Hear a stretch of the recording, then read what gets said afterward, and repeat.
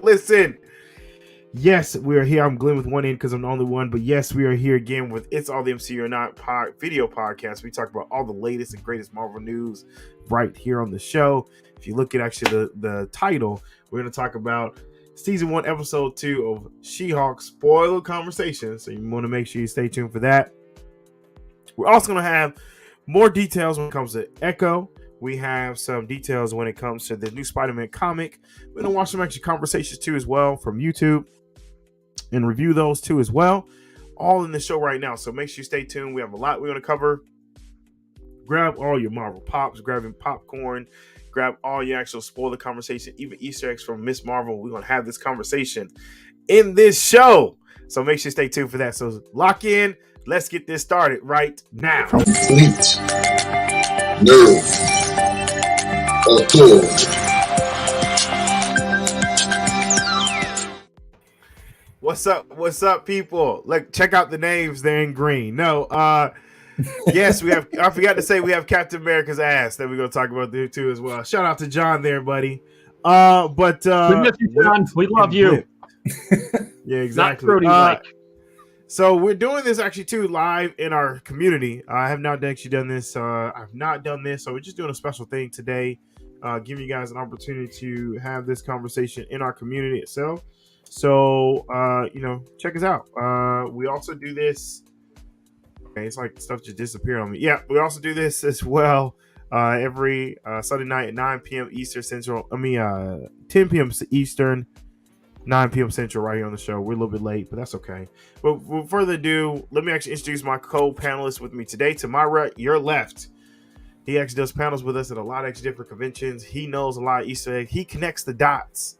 He needs to get a show called Connect the Dots, but we're still working on that too as well. It's actually a good title. My main man, Josh. What's happening? Huh? What's going on? His show should be how everything does connect. Or does it? That's the question. It's a Charlie down Day. below. Everything's connected. That's right. Down below, sadly, he doesn't have his She-Hulk that he can give her a kiss on the left. But below, you're right. But below, we have a main man, Tony Cass. He does a show called The Pod Guys Podcast. See, I pause every time I say that. He actually does it every Monday night, 10 p.m. Eastern, 9 p.m. Central, right on his platforms. All you gotta do is search his name at the bottom. What's up, Tony? What's happening? Nothing. What's going on, everybody? How are you? He froze a little bit. You see that pretty face? Did I? Oh, now you unfroze. Yeah, now you unfroze. Yeah. But yeah, Tony, you're a little dark today, man. You changed the light. You went from 120 watts to 60 watts, right? Bro. I have boxes right here. Unfortunately, my 3D printer that I just bought isn't 3D printing correctly.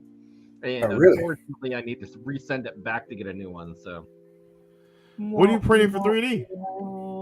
Anything and everything, man. I got anything and really everything cool stuff that I had made previously, such as this cute little articulated llama. There you go. Yeah, which llama, is llama, cool. Emperor Groove back, right? Well, it was for Fortnite, and I was like, oh, pinata llama, pretty cool. They happened to had made like I said, a couple things. There was a man on the moon, and that turned out pretty nice. So that was a little man on the moon. Okay, there you go. Yeah, and then of course we had made if I can get it, dang it, an articulated kitty cat. Hey. Okay. And an octopus. So nice. What are you planning on doing with these 3D stuff? I'd like to make some protos of some really cool either Pokemon characters or they have cool. You can make like faux resin blades 3D printed, especially for cosplay. Now, you sound like you trying to get into the nerd business, man. You trying to get out. You trying to get out of the eyewear business, huh? Working it, brother. Now, do you have an FDM printer or do you have a resin printer? This is an Ender 2, which I had, and this was a multi type of printer. So it did do PLAs, it did force fed or not force fed materials, but anything that comes in a spool. particular, Yeah.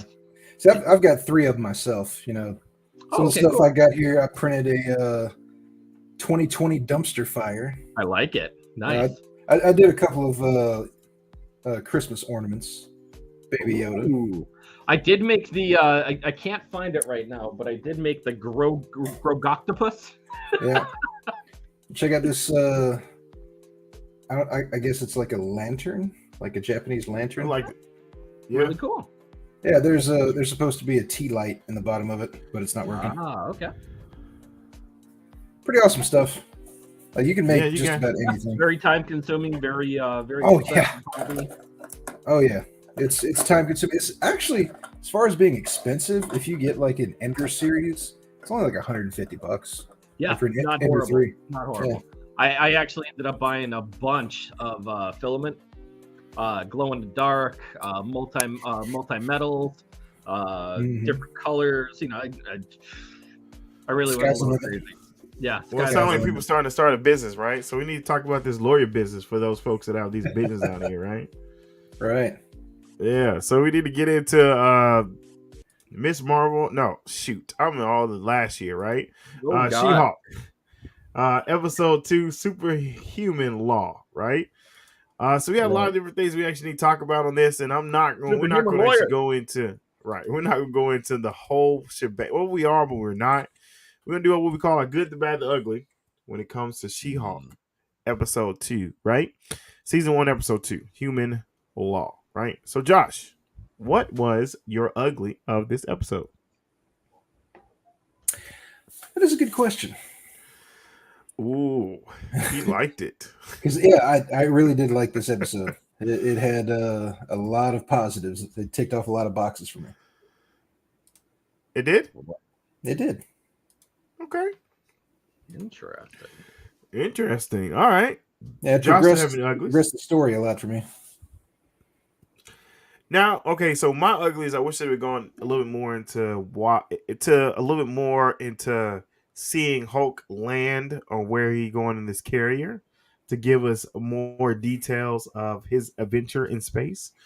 I thought that was kind of like too teasery for me. I mean, I'm okay with it, but not okay with it, if that makes any sense. That's probably the only ugly thing about the episode. I'm like, man, you could have gave me a little bit more than that, than what it actually did. So, that was. Well, what's funny about that is I think we're not going to see Hulk anymore this series, and he's probably going to pop up in his own movie to explain where he went. I don't know if the Avengers don't come before that. Yeah. And the question is that, what I'm saying? Like, the key question is, are we going to now get... So, how does this look, Paramount owns the rights to... or Universal, one of them, right? Owns the right to the Hulk name. But do they own the right to the She-Hulk name, too? No. I don't think so. So then if they don't own the rights to She-Hulk names, they can replace her. Hulk was actually not necessarily bought out, but it was subsectored into two different companies, of course. So one of them had comic rights, the other one had some sort of video rights, but there was a subclause in the series, or not in a series, in the fine print, of course. That you could use him as a support character, but you couldn't name a movie after him. So you can use him as a subclause, but not a main. Hence why he's been in the Avengers movies. He's been in Thor Ragnarok. He was kind of as a support character, but never had his own particular movie in general. Now, there is a rumor that says the Security and Exchange Commission filing of June 2008 to distribute The Incredible Hulk between Universal and Marvel would give Universal the rights to the Hulk movie for 15 years, which would expire June 2023, which is next year. So if that were to happen and they renegotiated, then possibly Disney would be able to get the rights to the Hulk back. And so this is a chart that shows visual chart that shows who owns what. And if you look at the chart, it shows that you have. If you look at the chart, kind of blowing up here a little bit. It shows that the Hulk is in a combination of all of them together, and it looks like Universe. She-Hulk Yeah. is one of those that you can't that they have that's outside the bubble. So they wouldn't necessarily be able to make a movie with her name, but being able to make a TV show, they own the rights to that. So that's a quite interesting thing, right? She's outside the bubble on that one, which as well as you have some other characters, which Yeah, you know, another Spider-Man interesting whole deal with Sony. Another interesting thing is smack dab in the middle of that Universal bubble was Namor the Submariner. Yeah. And we all know he's coming to the big screen. Well, he is, but I don't think as Namor.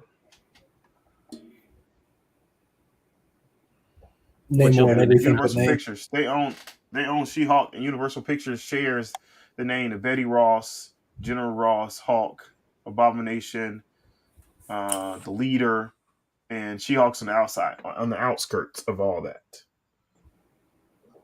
Oh, well, apparently it's a little outdated. It says the rights to Namor lapsed in 2015, and Marvel got the Hulk characters back before that. Nice. Oh, nice. So what do you thought about the ugly part of the show?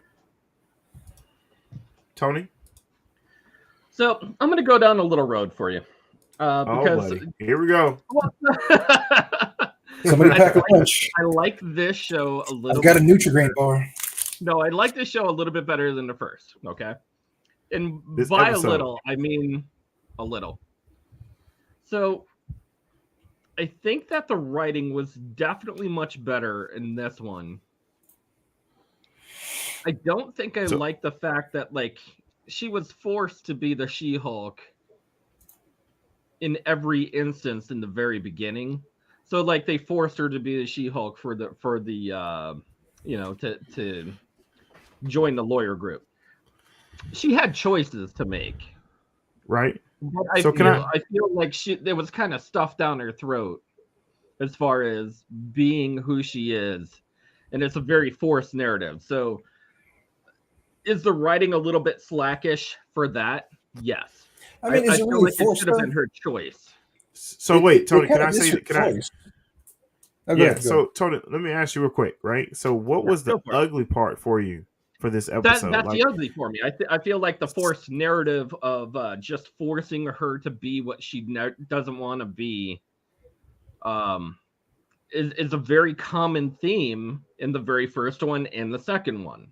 So she never wants to be the She-Hulk. She never wants to be an Avenger. She never wants to be a superhero. She never wants to be vilified or in any of this whole first two episodes in general.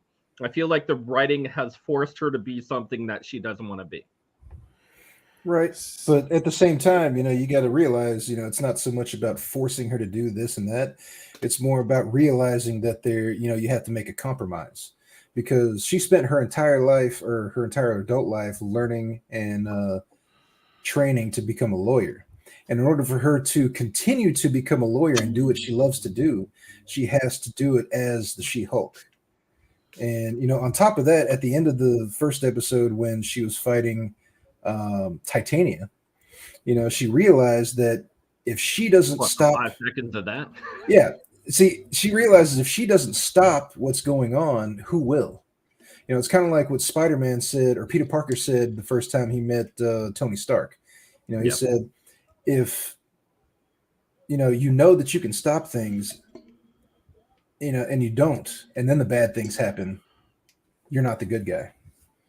That's correct. And I think, I believe they're actually moving this forward just a little bit quicker than normal based on her comics.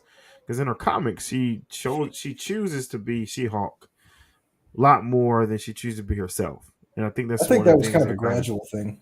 But yeah. And I think they're kind of moving forward a little bit faster because, this is about She-Hulk, not about Jennifer.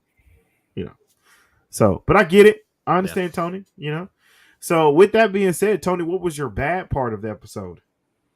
Bad part of the episode was definitely the addition of not necessarily the Emil Blonsky thing towards the end, but that I don't know. It just felt very okay. He's shady. He was a character. He really talked her into it, and then he was like, and then all of a sudden it was like, oh, this is all over the news. He was shown at a fight club in Tokyo with Mr. Wong. Oh, oh no. It Yeah, wasn't. but are we taking If that it at were a face value though? surprise, if it were a surprise, it would have been much better. But Mhm. since everybody already knew it was coming into it, and that she actually got talked into being a lawyer for him while he's trying to serve his time and act like a Right. good person. Um, I mean, I like kind I of think said, that was a another forced MacGuffin. narrative for her to get forced into something that she doesn't want to do. Well, But for did her, you like, really? Go ahead, Josh. The thing about it is, like, you can have two different opinions about that scene because there are the people that watch it without having watched Shang-Chi. Shang-Chi. Yeah, and then there are people that watched it after having watched Shang-Chi. And because, if you watch Yeah, but you're the talking like dichotomy, 80-20 maybe. yeah, Maybe but even 90 if you 90-10. pay attention to the dichotomy between Wong and Abomination in that movie, you realize that they have kind of a partnership and they're in there just training. So Yeah. if you watch it with knowing that, you know that it's not just Abomination just escaping and going crazy. So And I two, think it's actually a lot more mundane than they make it seem in the TV show. nobody. I didn't know this part was coming up. Right. You all the thing you know is Abomination has escaped. Okay, now Right. we're moving somewhere. And then I all of a like sudden you see the the scene of him theory. I battling, like the right? But we theory never knew, behind why he's in there though. huh? I like the theory of why he's in jail. I mean, I love the fact that he talks about the fact that he, in his mind, because that kind of goes back to, Yeah, he was the good guy. yeah, so it kind of goes back to Yep. a little bit of Falcon and Winter Soldier, right? Mhm. Yeah. Falcon told what's the name that's over the group, Carla, right? He told her, you're just going about this in the wrong way, right? You kind of, we understand what you're doing, you're just going about it the wrong way, right? So that's kind of the same thing that I believe he just went about it, he was just following orders, right? He was just being a soldier. And then it also goes back to what's the name who was the black Captain America, right? Bradley, no, it's not Bradley, it's Anthony Yeah, it Mack. was Isaiah Bradley. Isaiah Bradley, right? Yep. Isaiah Bradley did the same thing Captain America did. His men got captured. He went to go save them. He got put in jail, right? He was just Mhm. following orders. Same thing with him. He was just following orders and just kind of be turned into a more engaging monster, right? But ultimately, Ross was just making him do what he needed to do, right? He was just following orders, and I get it, right? So he's not necessarily a villain. He was just a more, his path was different than the Hulk's. Yeah, but there's also, the whole thing about Nazism, because you remember in the X-Men, some guys were saying to Magneto, we were just following orders. Magneto tells him, as a survivor of the Holocaust, I've been at the mercy of men who were just following orders. Mm-hmm. So, it's kind of two sides of the same coin. That's correct. Shout out to 97 X-Men. He's gonna be the leader of the X-Men back in the new series. But anyways, so that's kind of the way I actually see things a little bit. Kind of get some understanding when it comes to those characters and stuff. Man, I need to do some. I guess. Anyways, I just thought about some things. But yeah. So with that being said, right, my bad part of the episode, I really didn't have any kind of bad parts of this episode. I thought the episode was done very very well. But we'll get to that in I one agree. second. But I don't really have any bad, right? What about you, Josh? I mean, as far as bad, the family dinner was a little forced to me. And it seemed kind of, I don't know. It was just, it didn't seem natural to me. It wasn't. It was kind of like you're sitting at watching an exaggerated, sitcom TV show or something like that. Which I mean, this kind of is. This kind of is that, but, right? You know, he it gets just seemed a jerk at little the table that thinks he's better than everybody else. That he it's just a little too janky to me. Okay, all right. So with that being said, let's talk about some good stuff, right? I love Jennifer's father. I thought they couldn't pick the better actor to play her dad, right? He just seems like the perfect guy, and I know Josh will find his name in a minute, right? But he's a perfect guy. I actually enjoyed that.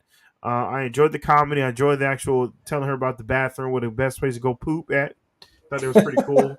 I thought it was actually really neat. And one of the funniest things that I thought shot fire is when Hulk said, "I got the letter," and it felt like he was talking to somebody else. Shots fired, right? And I was like, "Oh, shade," right? And I couldn't, help that. But overall, though, I thought it was actually really good. Tony, what you got? What was good for you? Oh boy. That's why I went to you. No, it's a good question. I mean, there's a few things that were good about the show, and like I said, was slightly better than the last one. I liked the continuation of the storyline a little bit more. Okay. It was kind of it kind of flowed well, which is good through the second compared to the first episode. I think that they probably could have even extended the first episode into 2 episodes and then added certain things to it to make it a little bit longer so that it kind of went into the second episode / third episode. But I felt like it went well, like it flowed together well. It did. Okay.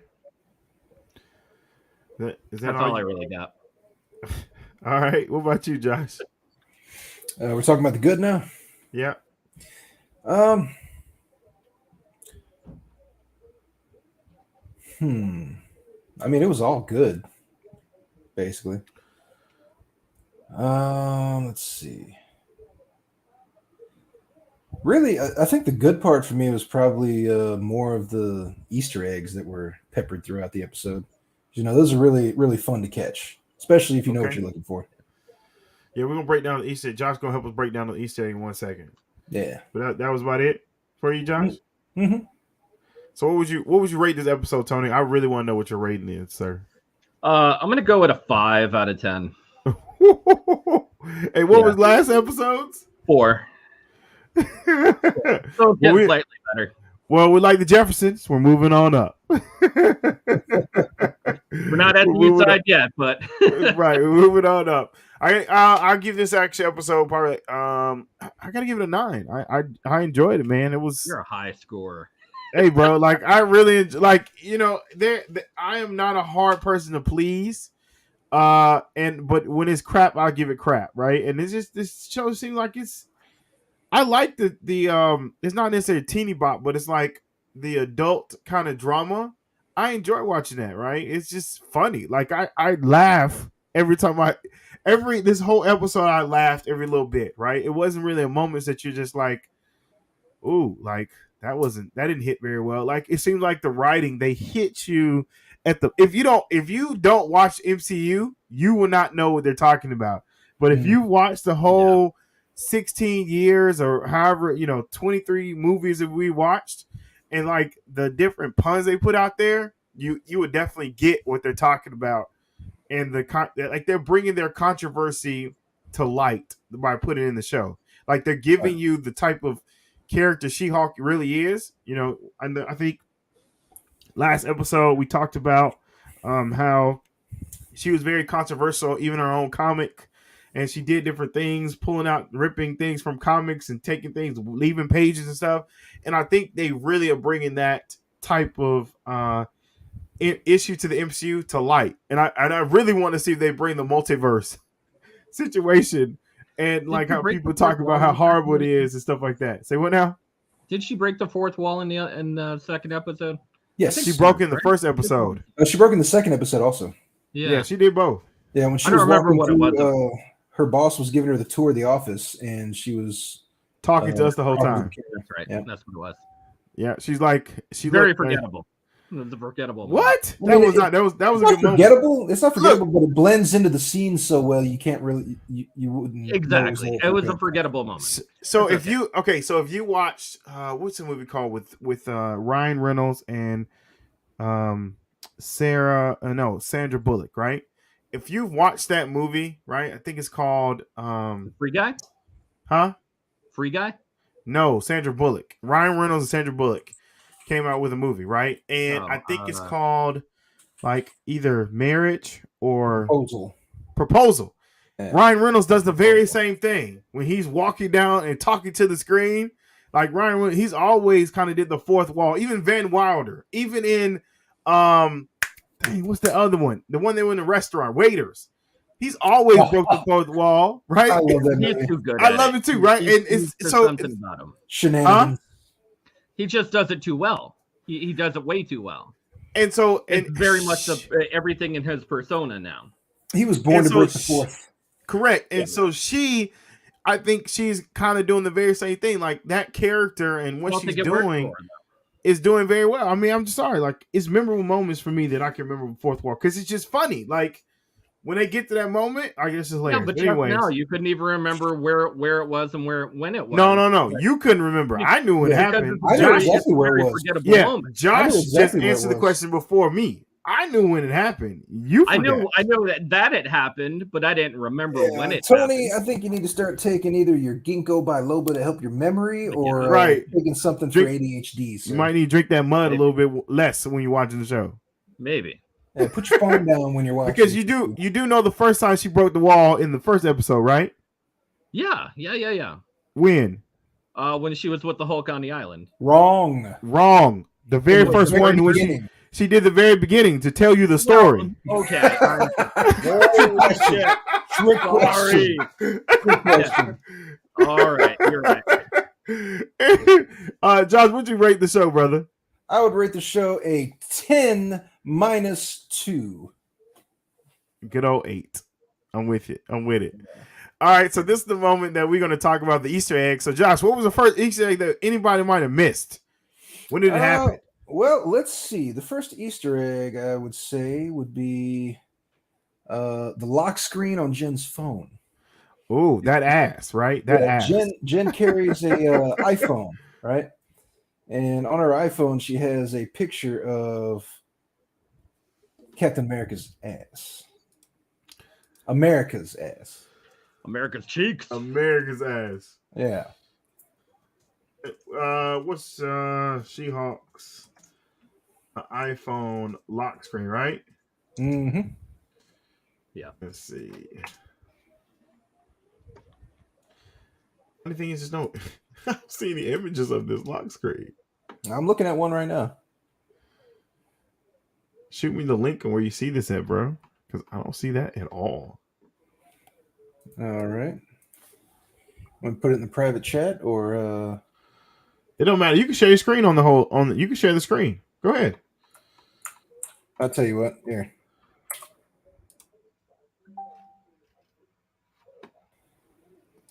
Josh There's says I the refuse to share article. the screen, bro. Yeah, I'm not too versed in doing that. That's cool. I got you, bro. Yep, just click into it and scroll down. It's the second image. All right, this article comes from Collider, right? And here you go. All right. So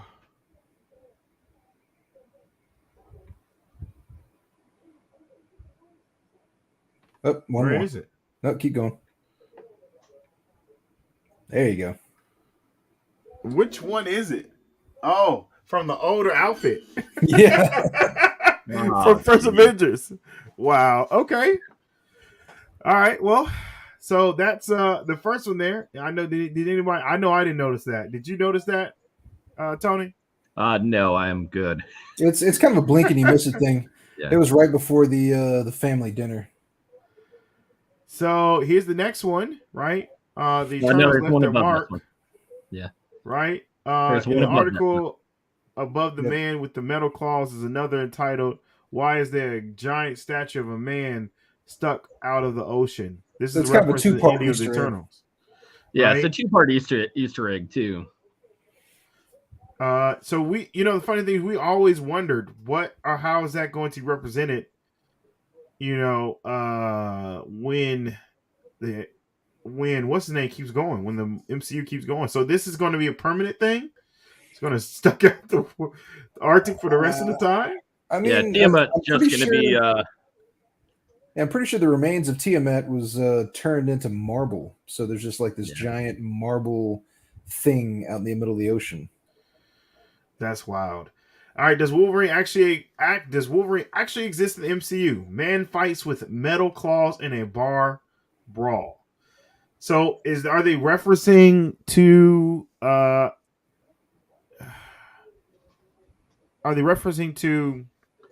Wolverine X-Men? in MCU? Yes. X-Men what's that, 2000, right? 1999. Are they referencing 29? Yeah, are they referencing what was the other ones? The X-Men, the newer ones with because there was several bar fight in that too as well, right? Well, Wolverine 1, there was the original bar scene, and that's when he messed up some people and put out the dual claw instead of the third one in the middle. Yeah, he was actually in a cage fight, and then he was in a bar brawl afterwards. Yes, that's true. So X-Men do exist in the MCU. That what they're telling us right now. Yep. I mean, they could be throwing us off and referencing some obscure other character that has metal claws. That's true too. Hawkeye question. Since the original came out in 2012, cemented Clint Barton, Jeremy Reiner as one of the original 6 team members. Fans have wondered about his weapon of choice. Oh, where does the arrows go? This is the dinner table conversation. Yes. And we all know he said that he picks some up and then he makes others, right?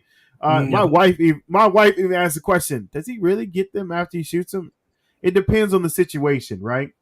Does he really pick them up? The battle's over. Unsurprising, the civilians in the MCU have the same question as Jen's dad, Morris, which is Mark Lynn Baker. Again, great actor.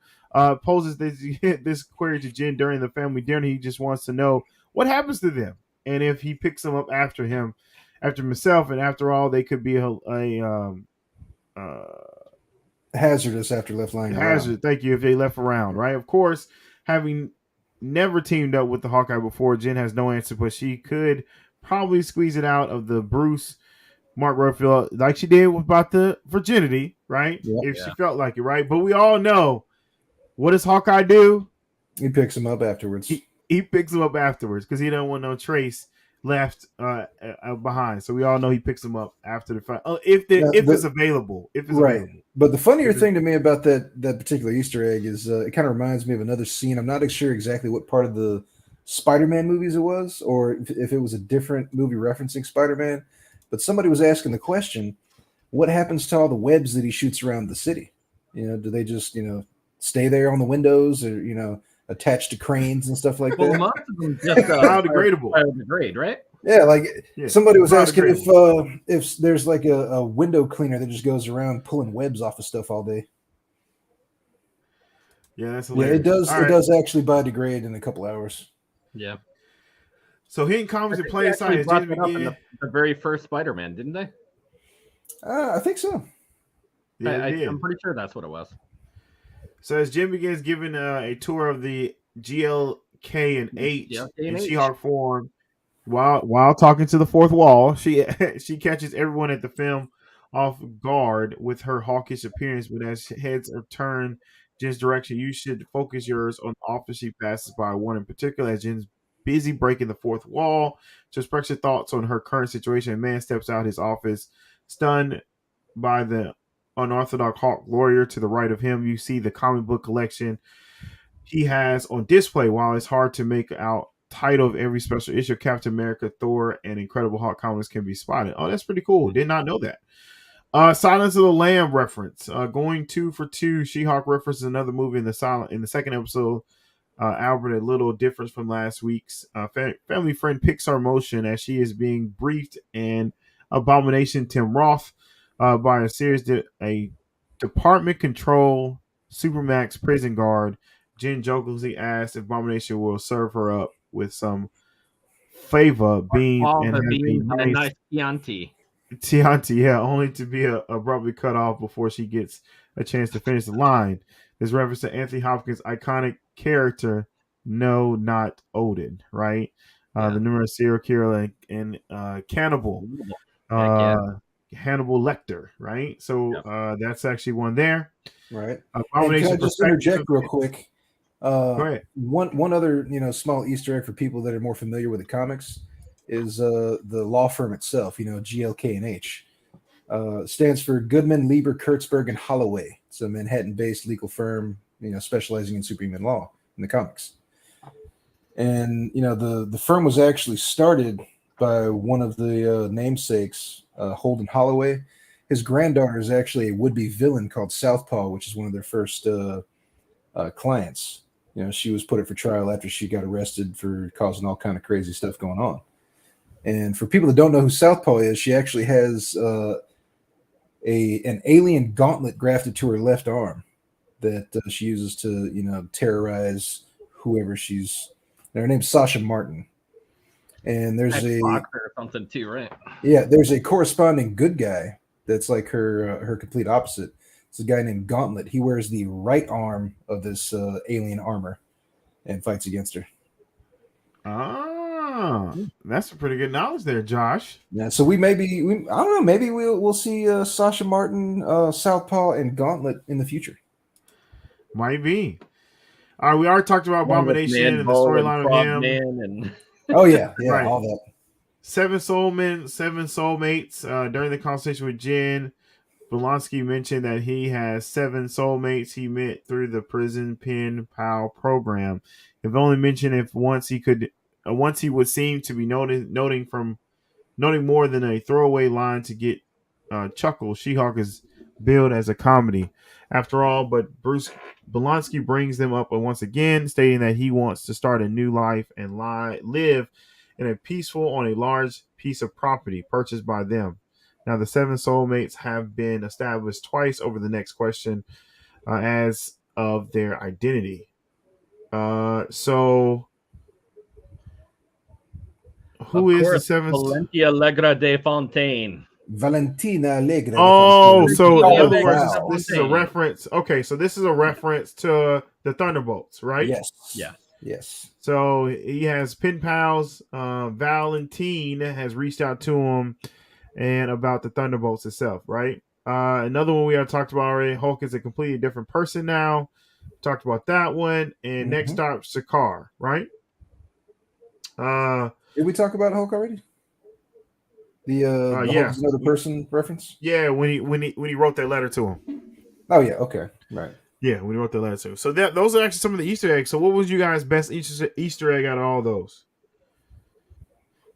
Tony, like, I'm bored now. Forget all this crap. I'm kidding. I'm just playing. I'm gonna go with the I like the Sakaar reference, especially for Hulk on the vessel. I thought that was pretty cool. Does anybody get where he's going to be or where he's going? No, and I like the foreshadowing of that, which is pretty cool. I like foreshadowing. Yeah, I agree. Josh?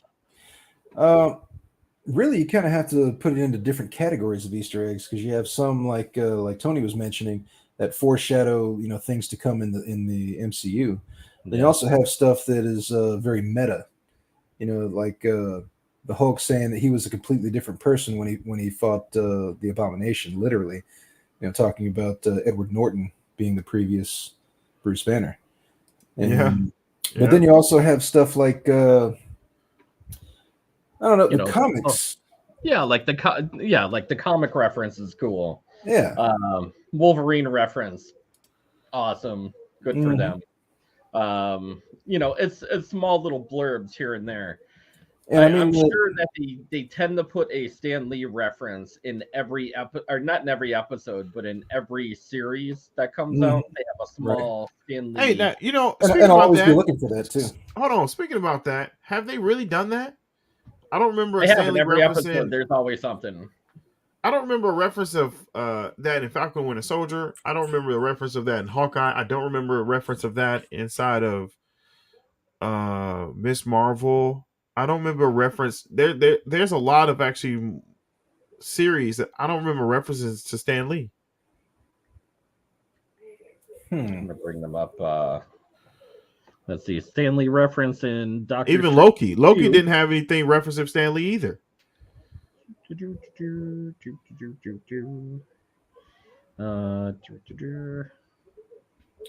Well, one article I looked at says he hasn't cameoed since Avengers Endgame because they want to respect him after his passing.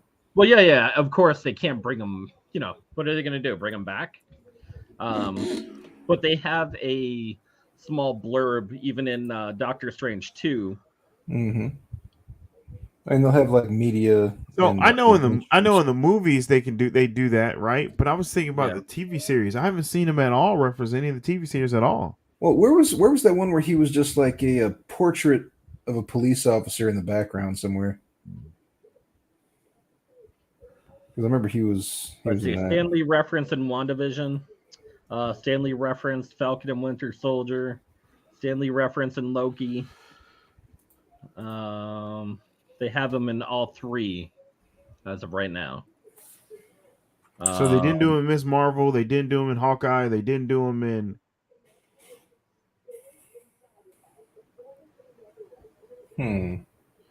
We'll look that up next week. Yeah, that's something good to look up. That's something actually cool. So like, let's find the references for that. Right. All right. So comment below, let us know what you thought about the Easter eggs, as well as actually what you thought about the good, the bad, the ugly for your episode. Comment below, let us know what you rate the episode of Hawkeye, season 1, episode 2, Superhuman Law. Right. All right. So moving on to the next thing, huh? She-Hulk, not Hawkeye. Yeah, I just said Hawkeye. Yeah, I think you said Hawkeye. Yeah, She-Hulk. Yeah. Sorry. Before we move on, do we want to make predictions on who the 7 soulmates are, if they are indeed members of the Thunderbolts? Sure, but I thought we already know who they're going to be. Agents. I mean, we know a few. We don't know them all. Because you have U.S. agent. Yelena's one. Yelena Belova. You have agent. U.S. agent. U.S. agent. Yeah. And you have Yelena. Who we have not seen her that much. Of course, Abomination. Yeah. Yeah. And you kind of have to. You can reference them back to each member of the Avengers, because you have Yelena, who is Black Widow. Abomination takes the place of the Hulk. U.S. agent takes the place of Captain America. So now you need an Iron Man, a Hawkeye, and my vote for Hawkeye should be especially since. And don't forget that we're gonna have you're gonna have Baron Zemo, right? Right, Baron Zemo should be in it too. Yeah. Yeah. But my vote for a Hawkeye equivalent would be Bullseye, especially since they're bringing back Daredevil as a series. Ooh, that's a good one. Mm-hmm. But the question, are they going to really do it, though? That's the question. We'll see. Because like I said, making them counterparts of each individual member of the Avengers is a pretty good roadmap to show who they're going to put on the team. Okay. You have any other guess? Not right now. Batroc the Leaper. I don't know. Batroc. Yeah, I can see he's actually in the Thunderbolts, by the way. Look, I can see Batroc because he was shot and killed, though. Wow, he's dead. They may bring him he's back. not dead. Who shot him? Yeah, Agent 13 shot him. Agent 13 and Captain America. Yeah. Yeah, Carly Morgenthau beat him up, and then Agent 13 shot him. Oh yeah, that's right. Sure did. I mean, he may not be dead. He may be wearing, a bulletproof vest or something. I think she shot him in the head, though. I'm not sure. Even a Taskmaster character will probably be in Thunderbolts too. I can see that. Yeah, we don't talk about Taskmaster. Yeah. That's a fake Taskmaster. Yeah, that's not Tony Masters. Now I can see them getting a real Taskmaster and put him in there, right? I can see them Yeah, changing the character a little that bit. could be the I equivalent. mean, even to, the members of the Captain Wrecking America. Crew, if you Because remember wasn't the Wrecking Taskmaster a Crew mutant? built their Was he piles considered a there, mutant? Ball and Wrecker. No, Taskmaster was actually a mutate because he took a serum that actually gave him his abilities. And this girl's a robot, so we still have the ability to do it because you still have the power. What's the what's the group name that Sharon Carter's over now? Or that's the Power Power Brokers, Broker. right? Yeah. Yeah, so she still can make a serum like that to still make a Taskmaster, right? Now, technically, could you even use the what's her name, the Ghost from Ant-Man? Oh yeah, Ghost. Yeah, she was in the I Thunderbolt. thought she was healed though. How would you do that? She wasn't healed. She just went straight because they actually found something that would stabilize her and keep her from disappearing. Okay. She can still use her abilities. She's just not in pain all the time. How about Crossbones? Crossbones was Crossbones' head blew up, sir. Yeah, Crossbones dead. Yeah, right. That's right. Yeah, Crossbones is actually goodbye. Mm-hmm. Yeah. I mean, I don't know. You don't really see a lot of the street level characters they all get killed. See, I don't know who would be a good equivalent for or replacement for Iron Man. And two, who's we don't know who's the person running Valentine. Is this Kingpin? That is true. Who's bankrolling this? But then again, actually, the Thunderbolt, I think it's bankrolled by the U.S. government because the Thunderbolts are actually created by Thunderbolt Ross. That's why they're called the Thunderbolts. Yeah. And since he's passed away, I mean, who's actually going to be the Red Hulk too? Right. They can always CGI him in that thing, man. That's not a big deal. Because he says, even in the something I watched, that he said that he wants the serum for himself. He wants to test the serum on himself. So there's a possibility.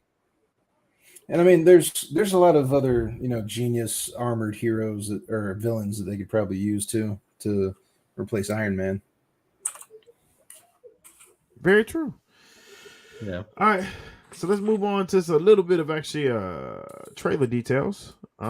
This is a video here that I thought we can watch. It's some information that they're going to talk about. Mark Ruffalo has some conversation about some characters. It's overwhelming. It's exciting. I've just seen like a few of the casts, and that's really nice. I'm home. I'm with my people. Part of what I love about Marvel is that it is a fan-based medium, and to see everybody on Hollywood Boulevard is just blowing my socks off. Made it. I'm very excited. It's a purple carpet. You might think green. It's not green.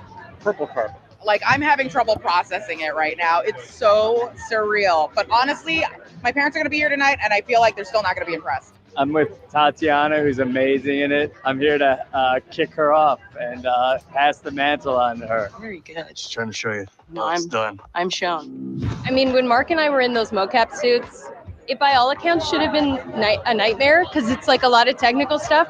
But it really just felt like we were two kids in pajamas who were getting to like play around and pretend to be Hulks, which is kind of the dream.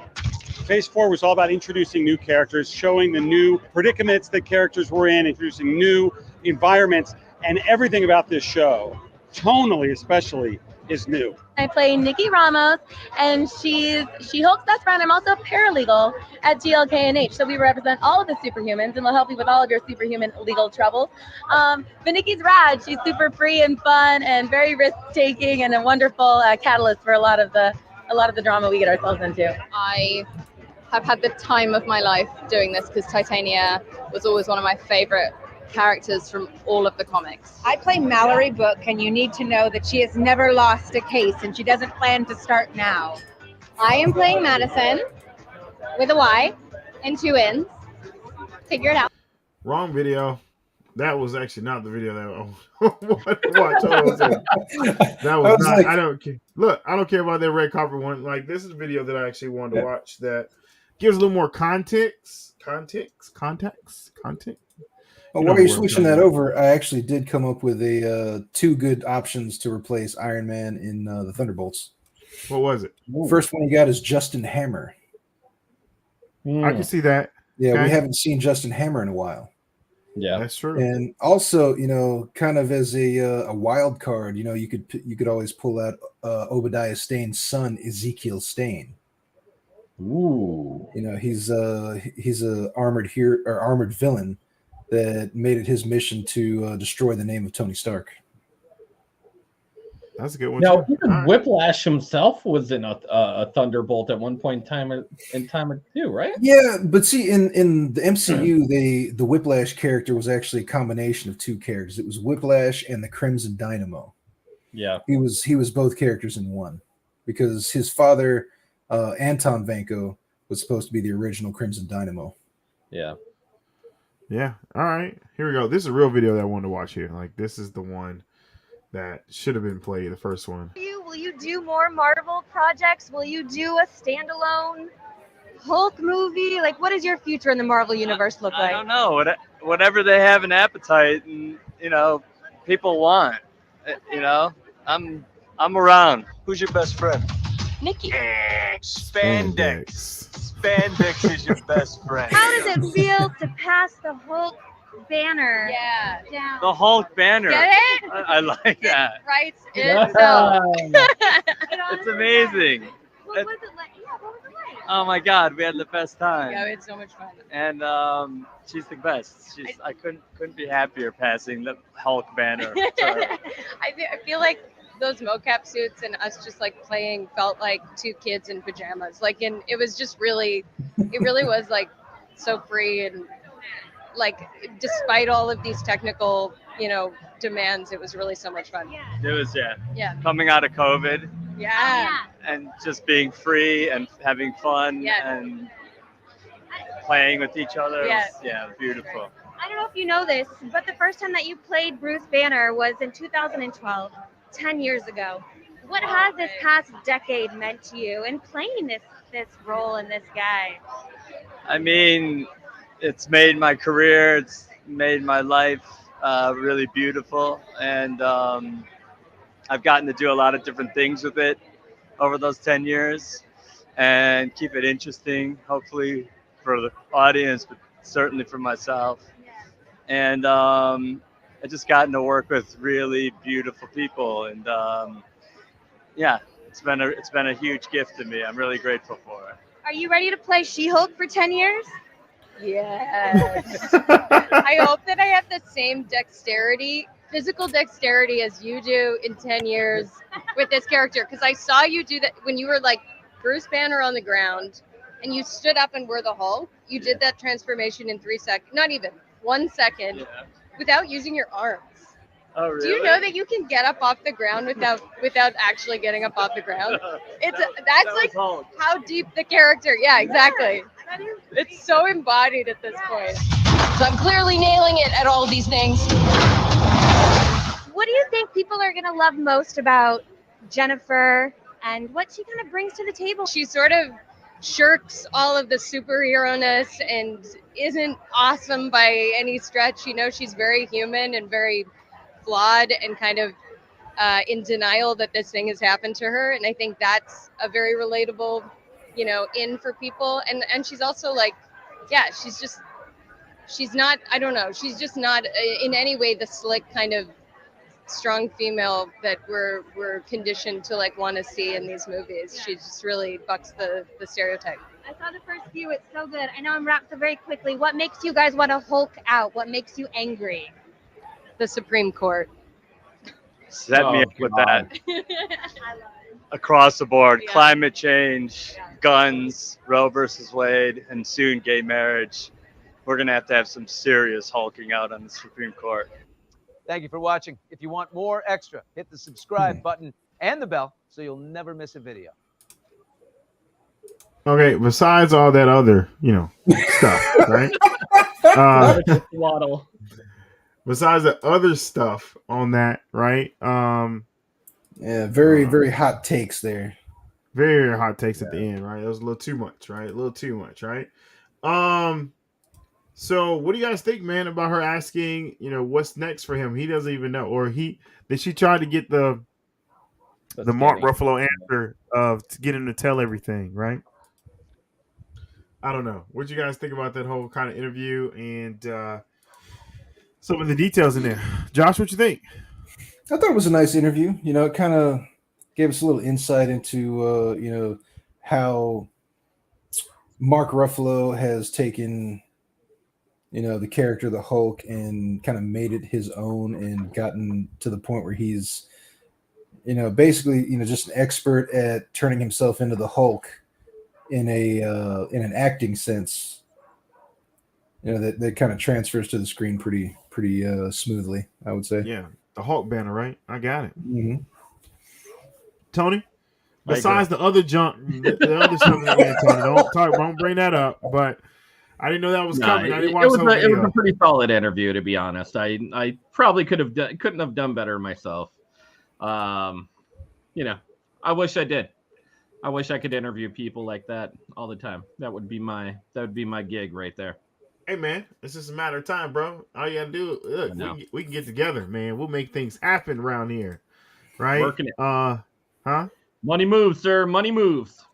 Money moves outside of the 4D. You know what I'm saying? The 4D stuff, right? So we have a couple extra different articles I actually want to talk about, but the thing is, though, we don't necessarily need to get into a lot of the details itself. But I would say, though, is that we have some updated news. Echo, right? The series that we're going to get Kingpin back, as well as some things when it comes to Daredevil. They have wrapped up as of August 26th, filming has wrapped up. Tony, what you think, brother? Echo is completely done now. That's cool. I know there's always some sort of editing / extra shoots that always need to go on at some point in time. Mm-hmm. But I mean, as far as the wrap is concerned, I'm excited to. I guess I'm excited to see this go on. I'm about as excited as Echo as I am for She-Hulk.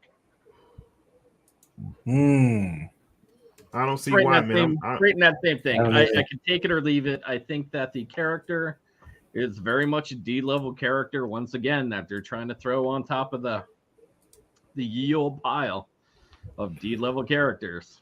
Now, let me ask you a question, Tony. Do you think they're trying to yield us D characters, or trying to give us a more broader characters of the storyline of the main characters that we're used to? Because obviously we're gonna get Daredevil in there. Obviously we'll get Kingpin in there, so we need a little more actually stuff. So then Echo might be coming in their future endeavors here.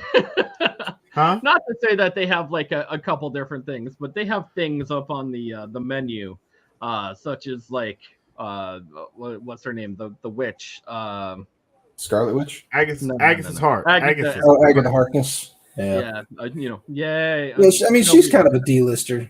Yeah, she's the D-lister. But I feel like She-Hulk is more of a B-lister because I think she's had her own cartoon at one point. We'll see. You've seen her, you've seen her like in media throughout, Marvel's history. And not a lot to be honest. Like nobody comes out and says, "Oh man, did you get that She-Hulk comic?" Yeah, she was actually going to be in. She was actually going to be a TV series back in the 80s. Yeah. With who was that going to be? So I don't remember. Sylvester I know they had worked Stallone's something out, first but I don't wife. remember what it was, to be honest. And I'm glad that they didn't come out with it. Now listen, my thing is like this though, Tony, right? Is that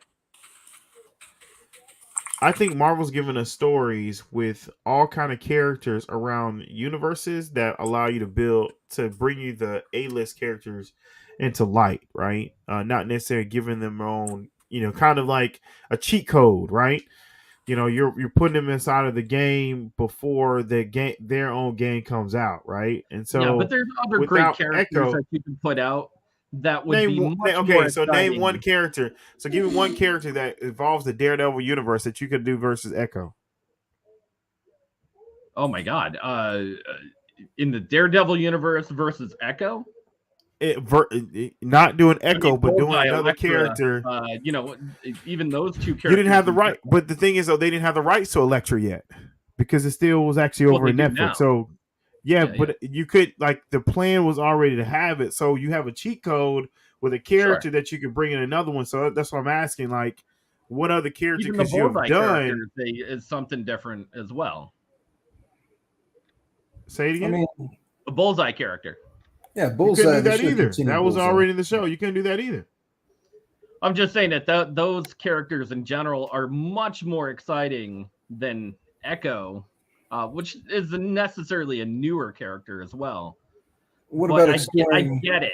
I get it. I get that they need to put out material, but there are other things that they have acquired that they have pushed back, such as like the X-Men. There's a huge array, even in the X-Men universe.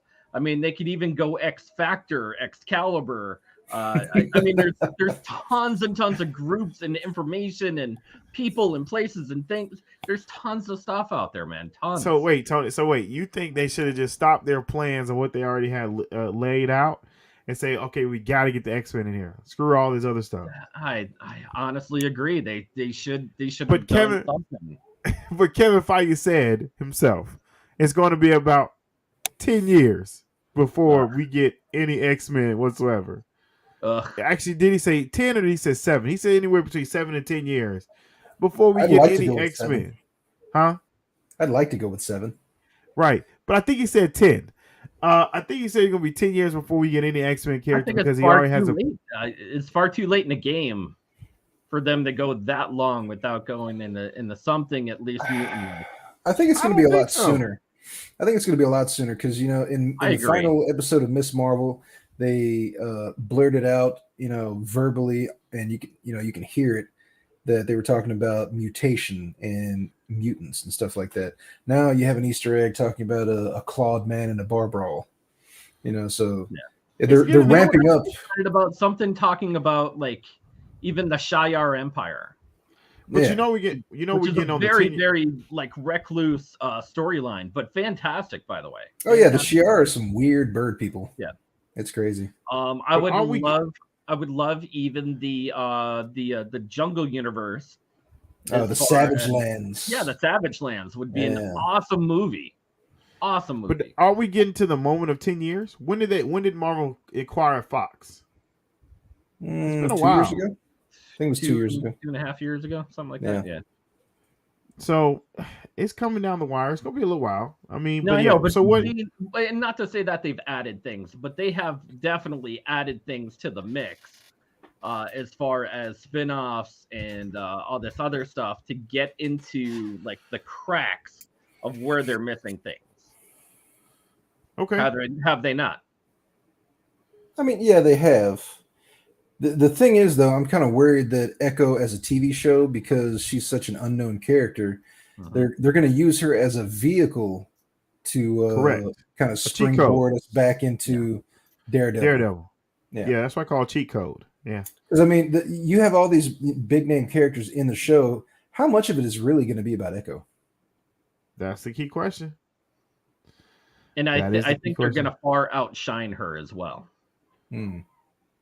Take over the show. Like I agree, but it's also not even to say, look, you even remember her character and what she did in the Hawkeye series, and to be honest, I mean, is it forgettable for her particular role? Yeah, I didn't think that she portrayed a role that was okay.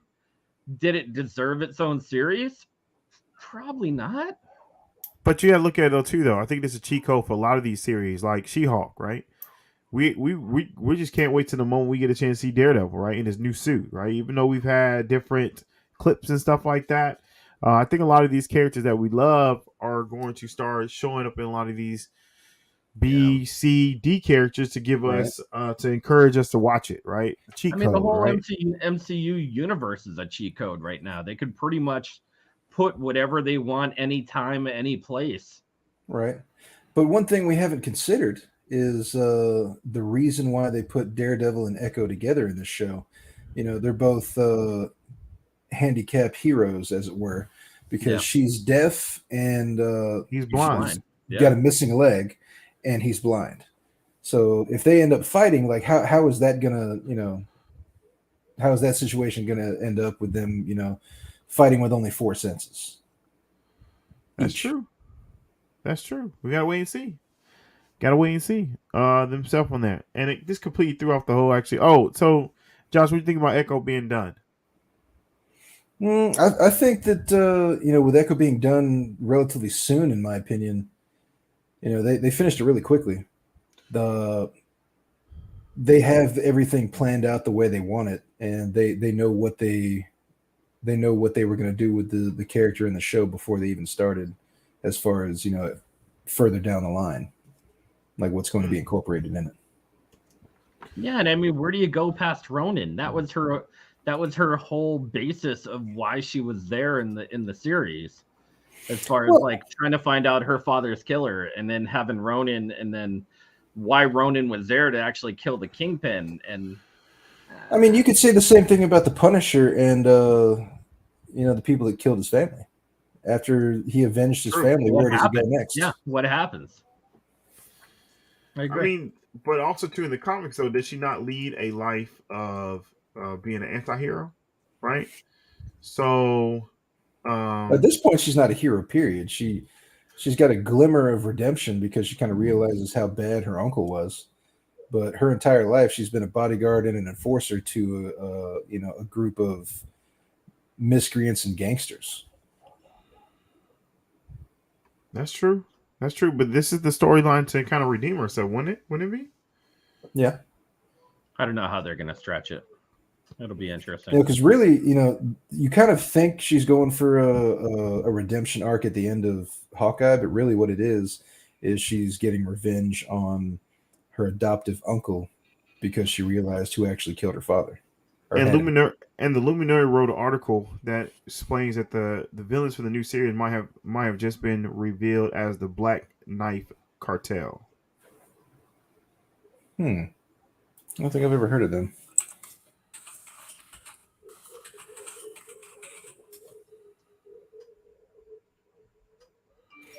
Interesting. And a little bit side note that there's supposedly an article that Daredevil's new yellow suit was a direct mandate from Marvel Studios. Oh, I bet it was. Oh yeah, black suit, yellow suit, red suit.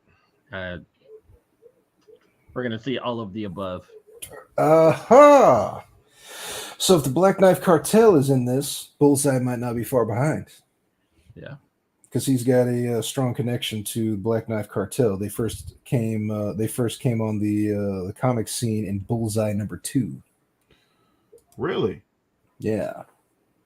Okay, so we get into that Bullseye that you want there, Tony. Right. That'd be exciting. So does that make you any more excited about watching Echo right now? No, because I think the character. If they made a Bullseye series, that would have been great. They need to avenge their fallen villains, unfortunately for the MCU. And I feel like if they made a villain-based show, that's all he did was villainy stuff, that would be fantastic. Yeah, I mean, I could dig that. Yeah. All right, so comment below, let us know what you think about Echo being done. Are you excited about it? Do you want to see a Bullseye series? I would love to know you guys' thought. Comment below and let us know your thoughts on that. Okay, cool. So one of the things I actually want to share with you guys real quick is there's have been some news. I don't know where the hell that music is coming from. Anyways, all right. So there has been some news that I actually want to share with you guys. The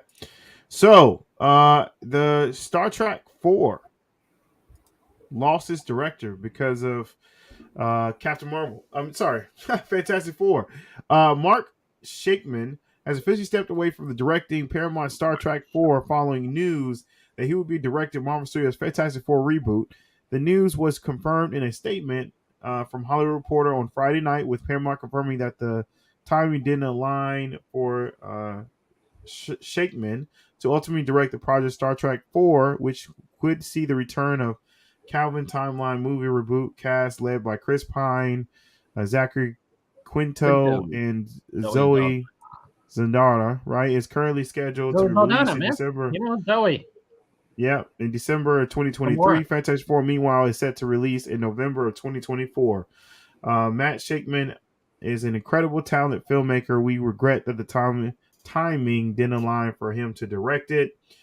Shakeman, who previously worked with Marvel Studios on Disney Plus series WandaVision. Yeah. Disney Plus series WandaVision, as known. Sorry, I get some glare. So it's directly project seen as always sunny in Philadelphia and Game Love of that Thrones. show. He boarded the Star Trek sequel last year. The project has scripted for Josh Fredman and Cameron Squires working off a draft from Lindsay Beer and Geneva Robertson Doris. Yeah. We're deeply into it with J.J. Abrams and feels like we're getting close to the start line and excited about we're getting creativity. Anyways, where are we going? Where are we going with this? Yeah, we're going. Hold on, man. I was looking for a statement for Mark was from Shakeman, but there's none there, right?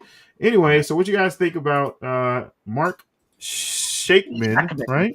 Yeah, Mark Shackman leaving Star Trek to go to Fantastic Four. What you think, Josh? Here's the thing. I love Star Trek. I really do. But, you know, in the face of Marvel and getting the Fantastic Four back on the big screen, get the Kelvin timeline out of there. Go. Leave it. I agree. You do that next year. Yeah. You know? So that's my opinion. Forget everything you're doing. You need to come do Marvel stuff, right? Right. So what do you think, Tony? I agree. Kelvin timeline. Trash. But I mean, the best part of Star Trek was always the Khan series of the timeline throughout Star Wars. But you know, Father, Son, Holy Ghost of Khan, has always been there. Ricardo give it up for the Fantastic Four, man. Let's do it. Let's see what happens, because to be honest, his cinematography is fantastic. His view of panoramic activities, stuff like that, I love his vision as far as that's all concerned. So yeah, because I mean, like, as far as Star Trek media is concerned, you know, we have a lot of stuff to consume right now with Star Trek Discovery and Star Trek Brave New World, which is all in the original timeline.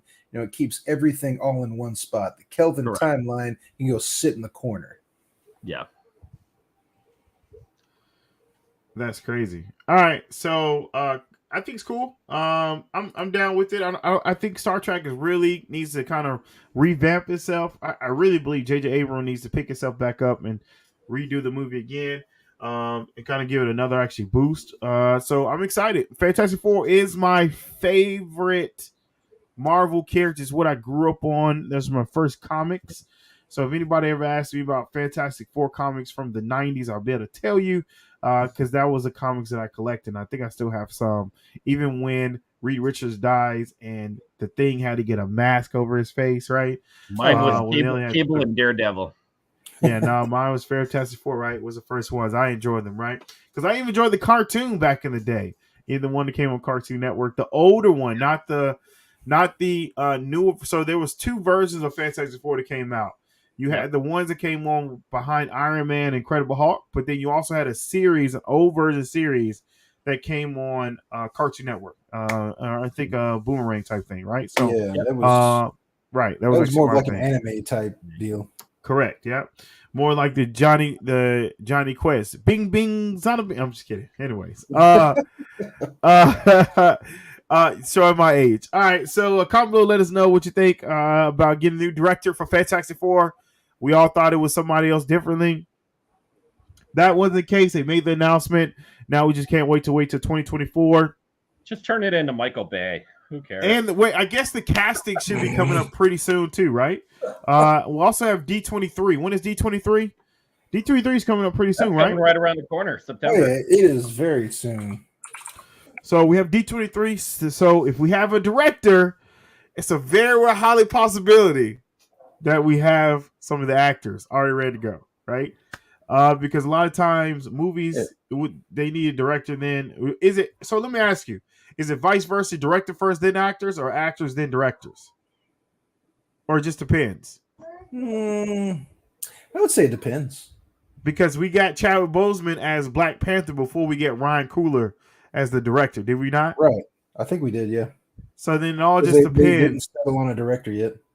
Correct. So it all depends on what we actually get for different things. All right, cool. So last thing we're actually going to talk about. The D23 Expo is going to be on September 9th of this year. Oh, that's a week after next, 2 weeks. Hopefully we get a chance to do some, very we actually do some live viewing of that through Twitter. And it's on my birthday. Get that done. Huh? And it's on my birthday. Are you down for the cause, man? I mean, September 9th? Yeah. My brother's birthday is on September 9th. My youngest brother's birthday is September 9th, actually. Yeah. I'm September 12th. Nice. Oh, wow. Hope it's September people, man. Yeah, so are you watching D23 with us on your birthday, or are you going partying?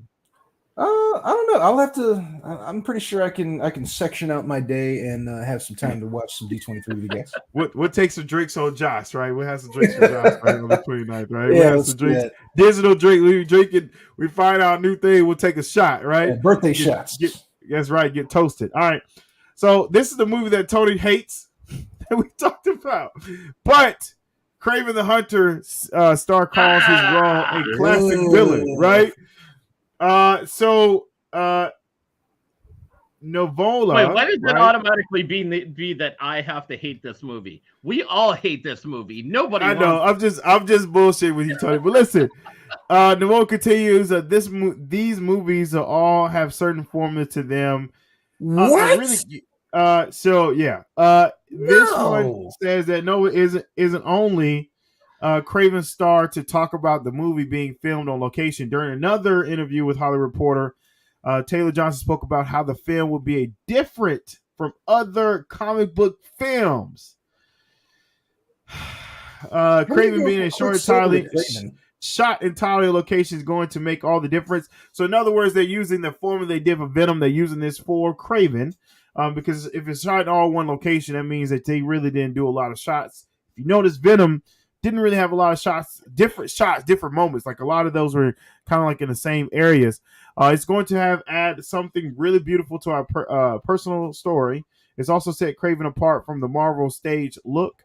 It's important for these characters to be in a real world.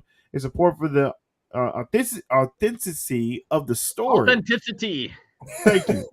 When you're running on streets barefooted, you take it in those elements and play with them.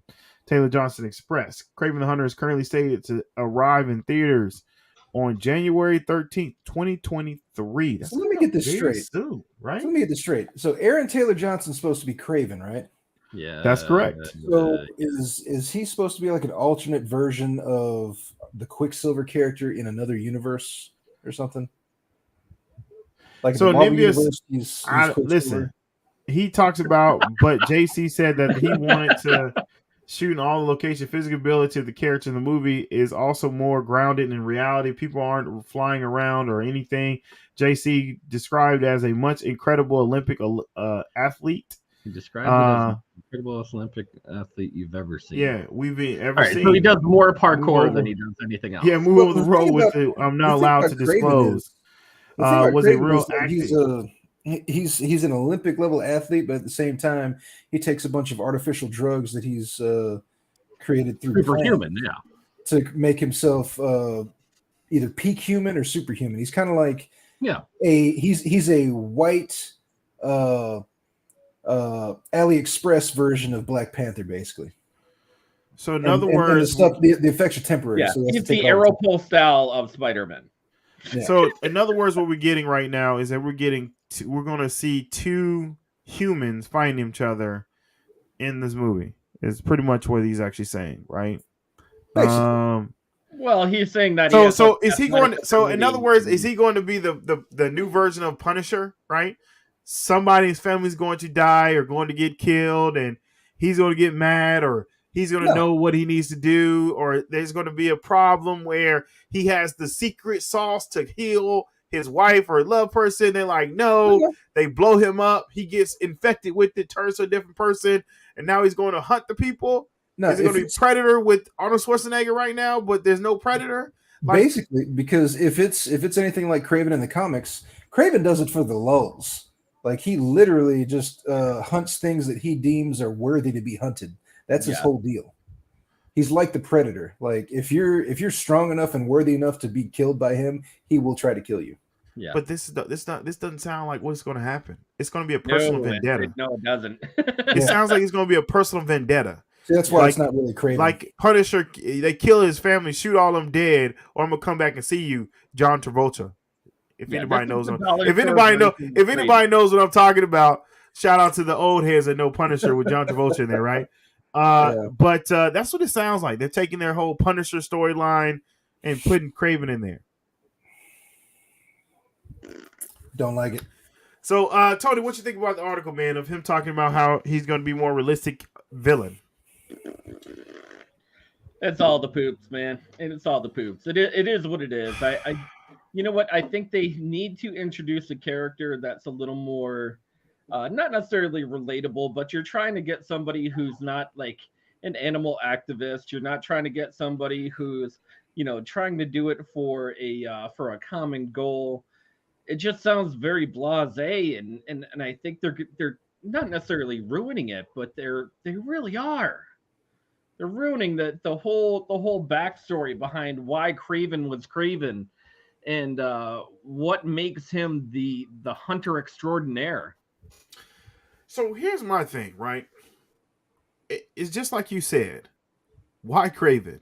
Why are we spending time coming out with a Kraven movie when you have so many other characters to do?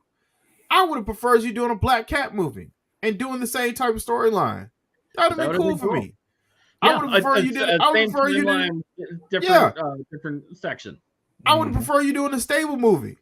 Yeah. That would have been cool. I'm okay with the Madam Web movie. I like the little Terminator thing, right? These other guys don't, but I do. But you have so many other characters that you could deal with, but you are going with Kraven the Hunter. Like, I wouldn't even been mad with you, Sony, if you created a Spider-Verse around Gwen Stacy, right? I would be cool with that. You have a whole other character that you could do live action and create a whole universe with. Even the Miles Morales character is more exciting. You could have even done versus doing the animated Miles Morales thing. You could have did a live action Miles Morales story, and everybody would be on your jock. Everybody would buy your tickets, and everybody will look at this as you're creating a Miles Morales universe, and nobody would have any problem. Nobody would have any problem. And then you could put Gwen Stacy in, so they'd be a tag team. Nobody would have any problem. You could have even put in Spider-Pig into a animated series, and people would eat the crap out of that. Oh yeah, he's now, and how. Or you could have did a Spider-Man Noir story, right? Like you could have do so many others. You could like Spider-Man 2099. Like I will only imagine how because if we can do Blade Runner, like if you could do Blade Runner and take the same way you did Blade Runner, but doing Spider-Man 2099, bro, like you would have everybody's pockets ready to go, and you just built that universe. Yeah, like nobody would have had any problems with that whatsoever. Because it's a totally different character. They're taking the leftovers of what hasn't worked for the Spider-Verse, and they're like, let's throw it in there anyways. I tell you what, I will accept Kraven as a movie if they put J.K. Simmons in it as J. Jonah Jameson again. No, I'm still not accepting that. I don't care. All right, never mind. It's crap. Like I just like if I was the executives, if any one of us here were the executives of Sony Entertainment, I would do like what's his name at DC? What's his name? At Warner Discovery, right? The CEO. I would scrap every bit of whatever we're doing to create a different universe with a different Spider-Man, because you have so many different Spider-Man stories. Let's Marvel keep the Peter Parker story. That's fine. Keep Peter Parker, right? We're just going to gravitate to the, because they can even gravitate to the MCU, but in the future. They could take 2099 and take some of these characters. The new Iron Spider. Like the new Iron Spider story is great. They could do that They could've too. even You went could with do the Doc Ock. Doc Ock, what was that? Amazing Spider-Man that he played. It was futuristic Spider, whatever, blah blah blah. But it was Doc Ock actually playing Spider-Man. Oh, it was Doc Ock stealing Spider-Man's body. Yeah. But he did things for good though. The Superior Spider-Man. Superior Spider-Man. That's what it was. They could do a story like that. I You think know that'd be what really else they cool could do? too. What else they could do is they could take the Peter Parker clone, Ben Reilly. Ooh, yeah. Ben and Reilly. use the Scarlet Spider. Scarlet Spider, great series. Yes. Scarlet Spider is one of my favorite things. And you can use the same Tom Holland Same character actor. to do that. Because he's a Very clone. same It's one. Tom Holland. It's just it's just an alternate version of the character, right? I It's tell you just what, put Scarlet Spider back into the MCU, and they can keep Spider-Man all together. And then and at some point, Ben Reilly can just be like, you know what? I'm Peter Parker too. So yeah. I mean, come on, man. Like, it just seems like they're not in touch with what's going on to the point they're just gonna give you whatever they want. They're gonna soon enough, somebody's gonna step up and say, we got to stop what we're doing, because DC is doing it. Yeah. They're like, hey, we got to stop disrespecting these characters. Because that's ultimately what you're doing. You're disrespecting these characters, giving us bullshit and expecting us to accept it and keep it going. No. Well, see, most of these A-list characters... Zaslav is his name. Yeah. Zaslav, it is not like how he's been disrespecting, how Warner Brothers been disrespecting the characters, and he's cutting everything to the wayside. And I think somebody at Sony needs to do the very same thing and say, we are disrespecting these properties that we own, and we need to do better. But one of the things about these A-list characters that they're using in the MCU is that they keep showing us successors and different versions of these characters. Why not use one for Spider-Man too? Because Captain America has had several versions of Captain America show up in Marvel media over the years. U.S. Agent, Captain Falcon. You got the one in Agents of S.H.I.E.L.D. What was his name? Patriot. Yeah, the Patriot. Jeffrey, what's his name? You got the female Thor that just showed up in the new Thor movie. You got She-Hulk. All these major characters, they have successors and different versions of themselves in the MCU already. Why not? Here's just a good example. I'm actually looking up different Spider people, right? And they have a couple different ones that from Earth 31411. Dr. Aaron Aikman is Spider-Man. He's a young scientist who fights crime with Spider-Man using a very gadget-laden suit of high-tech body armor, who is supposedly killed by Morlun.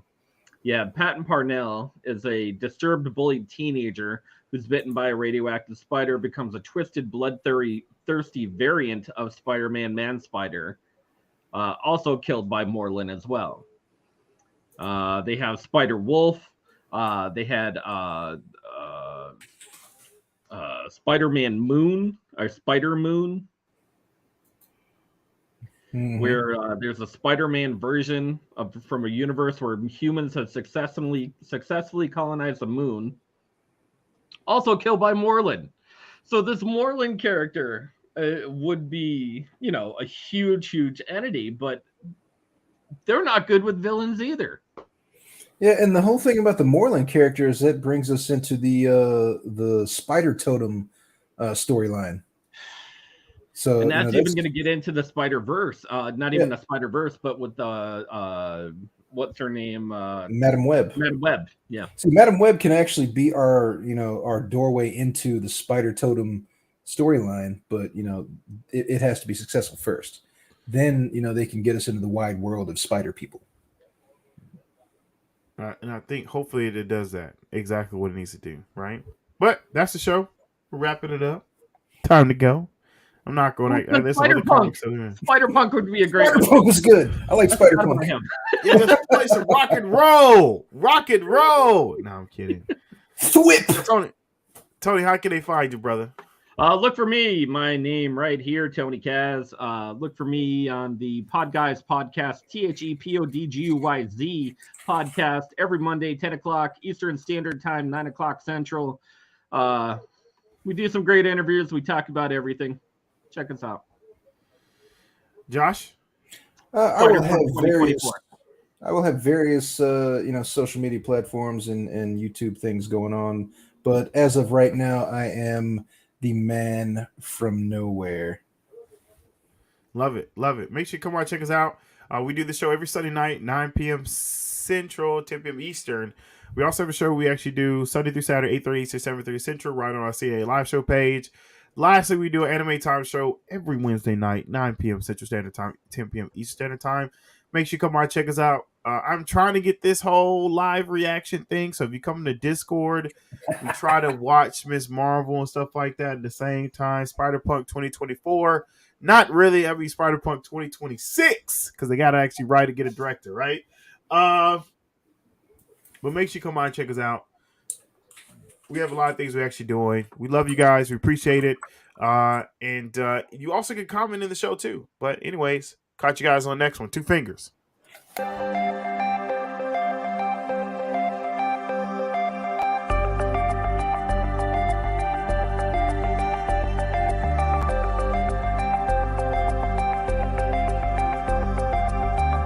Complete nerve authority.